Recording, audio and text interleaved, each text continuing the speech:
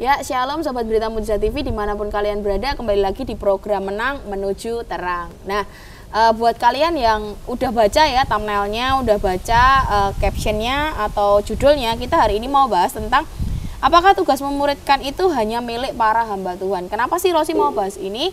Nah, nanti kita akan bahas selanjutnya ya. Ini kita ditemani sama salah satu narasumber yang kemarin nih waktu ibadah offline kita bahas nih.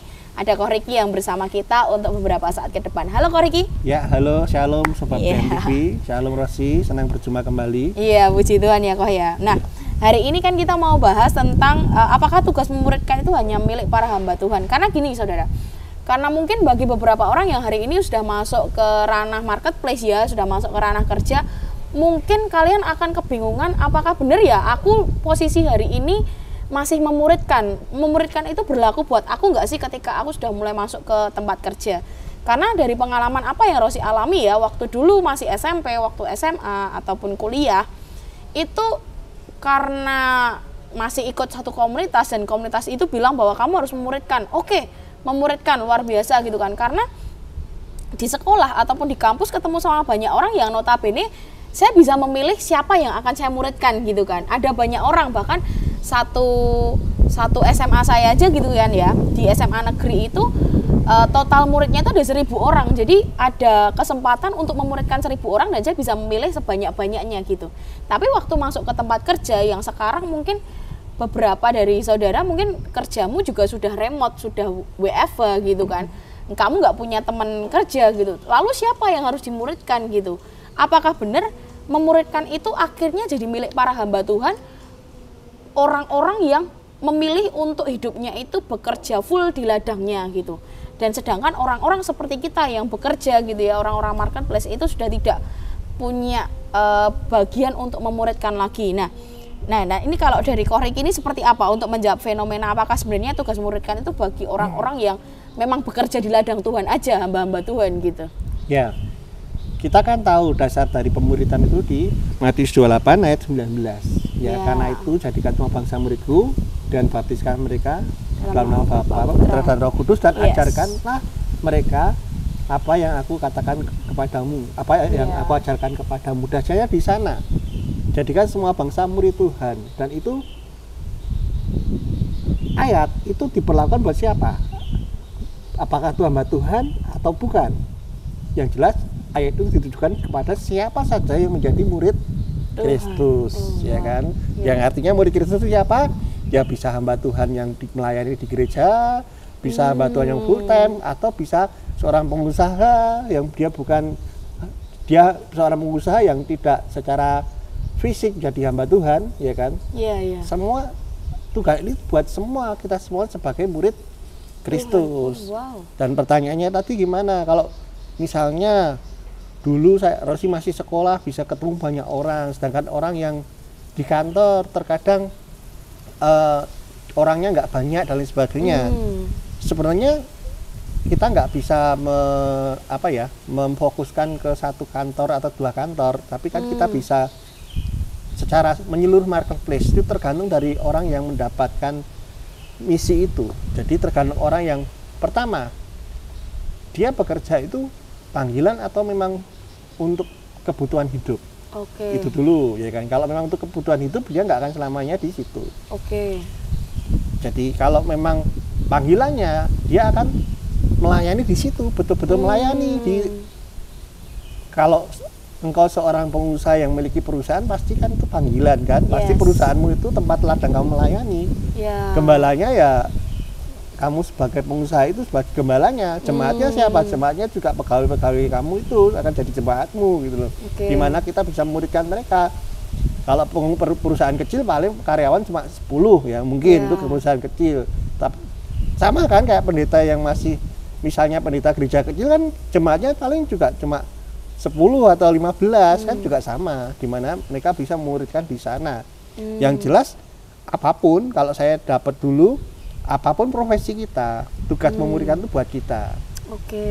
Seperti beberapa teman ada kesaksian ya di tempat kami itu ada orang yang bekerja sebagai cleaning service di satu sekolah swasta di Solo. Ya, Itu teman rekan pelayanan kita. Cleaning service kalau bahasa orang Solo itu Pak Bon. Oh.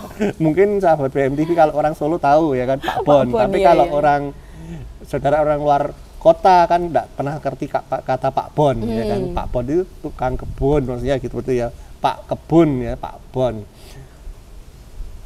Ini unik orang ini ya. Rosi ya kenal kalau saya sebut namanya. Cara dia melayani itu saya pakai kata melayani dulu ya, bukan memuridkan, karena kalau memuridkan kita itu nggak bisa banyak kan, ya Tuhan Yesus memberikan 12, tapi kalau kita melayani bisa banyak, belum tentu orang yang kita layani itu bisa dimuridkan juga, ya, yang dia layani siapa? Orang-orang yang nganter sekolah.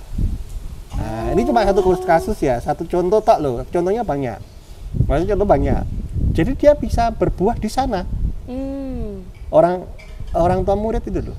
Dia di sana 5 tahun, mau enggak mau selama ini dah tahun kelima dia bekerja di sana, mau enggak mau dia sudah mungkin ada 3 generasi kan. Kan naik ada yang baru 5 tahun kan kurang lebih 3 generasi. Jadi cukup banyak untuk istilahnya banyak orang yang kita layani. Tapi untuk memuridkannya itu menurut saya itu tidak bisa banyak. Contohnya gini, saya memuridkan Rosi, ya kan. Saya cuma muridnya 1 orang. Rosi bisa jadi guru dan dia akan memuridkan ini yang sedang kameramen ini Mas Fajar, ya kan? Dia bisa memuridkan Fajar. Walaupun saya cuma memuridkan Rosi, tapi dampaknya saya juga bisa, artinya apa? Belajar jadi murid Kristus juga kan? Jadi seperti Tuhan memberikan 12 orang, yang 12 itu jadi 120 orang kan? Wow, iya. Benar nggak? 12 jadi 70 dulu. Ya kan? Berarti nggak ada 10 ya, karena satu orang nggak ada 10 kan? 12 ya kan? Karena kalau 10 120 langsung ya, 70 dulu dari 10 jadi 120. Akhirnya dampak pelayanan Yesus jadi kita semua ini jadi murid Kristus semua. Itu contoh kasus juga. Jadi teman kita yang melayani di sekolahan. Profesinya nggak keren ya, cleaning service loh. Tapi dia bisa melayani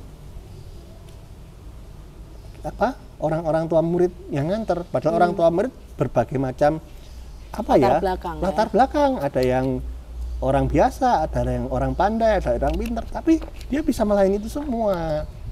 Jadi kesimpulannya nggak harus ya. Bukan kalau kita milik hamba Tuhan ya. Dan nggak harus hamba Tuhan yang ada lagi kita guru ya kan, guru profesi sebagai guru, dia wali kelas ya, mau nggak mau dia mengembalakan satu kelas 20 orang ya kan, setiap tahun akan ganti murid, dia akan layani di sana. Seperti itu ya. Memang ada yang kantor cuma temennya sedikit ya kan, tapi tergantung pribadi dia nanti bagaimana cara Tuhan bekerja mengembangkan kapasitas dalam dirinya untuk menyelesaikan mandat sebagai murid Kristus untuk memuridkan.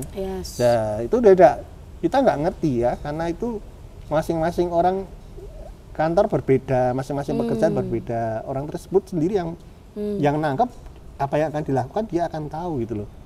Menurut saya seperti itu. Jadi yang tak highlight ya dari apa yang Ko Riki tadi bicarakan ya, tugas memuridkan itu milik murid Kristus. Jadi bagi kalian yang merasa bahwa kalian itu muridnya Kristus, ya itu mau tidak mau harus kamu lakukan, karena mandat memuridkan itu diberikan Tuhan kepada murid Kristus. Kalau kita mengasihi Tuhan ya bentuk rasa cinta kita apa? Memuridkan gitu. Jadi sebenarnya bukan milik para hamba Tuhan gitu. Nah, ini kita masuk ke sesi pertanyaan ya. Nah, sebenarnya untuk mendapat murid nih kok, kan tadi kita ngomong tentang memuridkan tadi ya. Apakah harus masuk ke sebuah komunitas rohani atau gereja? Karena kalau kita ngomong masalah tuayan atau yang harus kita muridkan itu akan kebanyakan kita temukan di, yaitu kalau satu gereja punya berapa jemaat gitu kan, kita tinggal milih, oh ini aku muridkan, atau di komunitas rohani, oh ini ada ini aku bisa muridkan. Perlu nggak kok?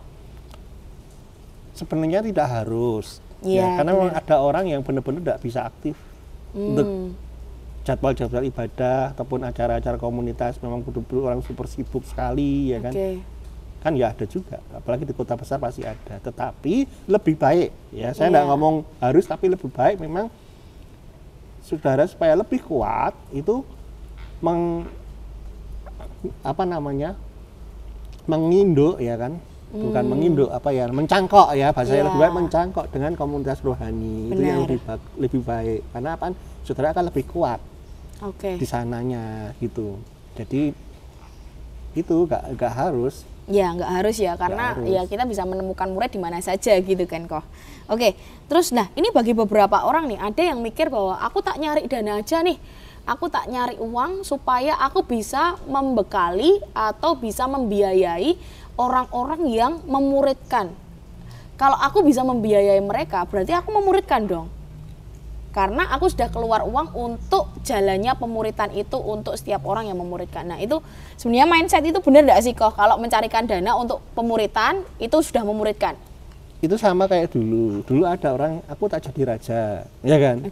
Cari uang buat imam yang melayani. Tetapi sekarang itu sudah tidak relevan lagi, karena apa? Kalau kita mengasihi Tuhan, pasti kita melayani Tuhan. Bukan kita sibuk cari uang buat, tetap beda loh. Kita misalnya ya, kita bantu orang ya kan, kita carikan dana buat pelayan itu dengan kita ikut terjun. Nggak harus ikut terjun, minimal kita ada sentuhan di sana, sentuhan dengan pelayanan itu akan beda. Menurut saya seperti itu. Tapi memang ya memang nggak masalah juga kalau dia terpaksa harus uangnya, lebih baik daripada nggak ngasih loh. Tetapi lebih baik lagi ketika dia masih melayani. Contohnya gini, kalau misalnya Rosi nggak berkecimpung di pelayanan kesehatan, tetapi dia punya hati buat melayani di sana. Dengan uang Rosi nggak masalah, tapi juga di satu sisi kan Rosi melayani di tempat yang lain. Iya benar-benar. Betul kan? Seperti teman-teman yang sedang bagi nasi lah, gebrak Indonesia, gitu. Kan tiap hari mereka bagi nasi. Uangnya dari mana? Dari donatur. Donaturnya itu bagi ya? Enggak. Tapi donaturnya pun juga kita tahu orangnya kan, dia nggak orang yang diam cuma bekerja, tapi dia juga melayani di bagiannya sendiri, walaupun dia nggak ikut bersentuhan dengan bagi nasi. Wow, ini amazing ya. Jadi memang ya nggak mesti sih ya, tapi paling tidak kamu harus mengambil bagian dalam pemuritan, karena ya itu tadi, karena kamu itu muridnya Tuhan. Kalau kamu merasa bahwa kamu muridnya Kristus, ya kamu harus punya waktu untuk memuridkan gitu. Jadi thank you banget nih buat Ko Riki yang udah menemani kita selama untuk belajar tentang pemuritan ini ya, memuridkan, karena ternyata memang memuridkan itu bukan milik hamba Tuhan ya. Sekali lagi Rosi katakan, bukan milik hamba Tuhan. Ini milik bagi orang-orang yang menyebut dirinya itu murid Kristus. Jadi semoga video ini bisa memberkati saudara, dan kalau saudara pengen memberkati orang lain dengan video ini, please share ke dia. Thank you juga nih buat Ko Riki yang sudah menemani kita. Sampai jumpa minggu depan. Tuhan Yesus memberkati. Berita Mujizat TV.